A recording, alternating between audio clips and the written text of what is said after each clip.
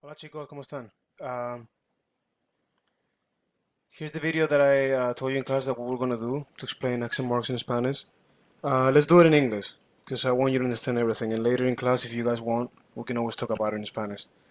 So let's start. Acentos en español, lección 1. There are so many rules that we're going to have to break this down in at least 3 lessons, maybe a fourth one. But let's start with the most basic one. There are 4 different types of words in Spanish, as you can see here. And there are agudas, llanas, esdrújulas, and sobresdrújulas. Do you see that?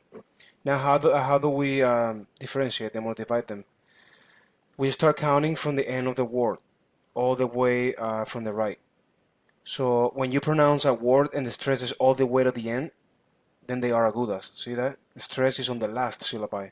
The first one starting from the end of the word, all the way from the right. If it's Then if the stress is on the second syllable, starting from the end of the word, then it's going to be called llana. Third to the right syllable, when the stress falls there, like for example, cámara, right? Cámara. That's the third to last. Esdrújula. And then the last one is called sobresdrújula. It's the fourth to last. Now we're going to take a look at all of them, okay? Like one by one. Let's start with the first one, agudas. Okay. So agudas. Aguda translates directly to acute, sharp. And they have accent marks if the word ends on a vowel, a, e, I, o, u, an n, or an s. Let's take a look at these words right here. As you can see, I wrote in red where the stress is, and this is how we pronounce these words. Sofá, marrón, mamá, café, azul, está, salir, estudiar, viajar. See, the stress is at the end. Now, sofá. See, the word ends in a vowel, so then it has an accent mark. What about marrón? It ends in an N. Do you see that? So then we put the accent mark on the O. Mamá ends in a vowel, so then we put the accent mark. What about café? Also ends in a vowel, so we put the accent mark. Now look at azul. What happens with azul? The stress is still at the end. It's an aguda word, but do you see it ends in an L with an L? Do you see that? So that's not a vowel, it's not an S, or an N or an S, so it's not gonna have an accent mark. Está ends in a vowel, accent mark. Salir. Look here again. It's not a vowel, it's not an N, it's not an S, so we don't put an accent mark. Estudiar, same thing. Ends in R, so it doesn't need an accent mark. And viajar ends in R, doesn't need an accent mark. Easy, right? Okay, let's take a look at the second type, llanas. Now look, this type, they're gonna have an accent mark if it does not end on vowel N or S. They have to end in something different, okay? So let's start from the beginning.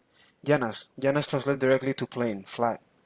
And again, these words have an accent mark if they end with something different from vowel N or S. So in other words, the opposite from number 1. Look, the red now is not, as you can notice, is not on the last syllable, it's on the second to last, as I told you earlier. Cosa, extraño, dormimos, coraje, lápiz, difícil, fruta, móvil, oso. See that? How you pronounce them? Now, let's go one by one. Cosa. What doesn't have an accent mark? Okay, fine. It's llana, right? Cosa. But it doesn't have one. Because look, the word does not end in something different from vowel N or S. So, doesn't have an accent mark. Extraño ends in a vowel. So, it cannot have an accent mark. Dormimos doesn't end in a vowel but ends in an S. Do you see that? So then, no accent mark. Coraje. It ends in a vowel. No accent mark. Now look, you've probably been wondering since Spanish 1 why lápiz has an accent mark. Because it's llana, is the second type, and it ends in a Z, theta. That's different from vowel N or S, so it needs an accent mark. Same thing with difícil. See that? Difícil ends in an L, so accent mark. Now look, fruta. doesn't have one. Why? Because it ends in a vowel. Móvil. ¿Dónde está mi teléfono móvil? Right? Yes, accent mark. Because it ends in something different from vowel N or S. Oso. Doesn't have one because it ends in a vowel. So again, it's the opposite from number 1. To make you understand this a little easier. Now let's go to 3 and then 4. The number 3 and number 4 are easier. Look, esdrújulas translates directly to proparoxyton, and they always have accent marks. Always. It's gonna make it easier for you. Look, dámelo, ídolo. As you can see, the red syllable is the third to last, right?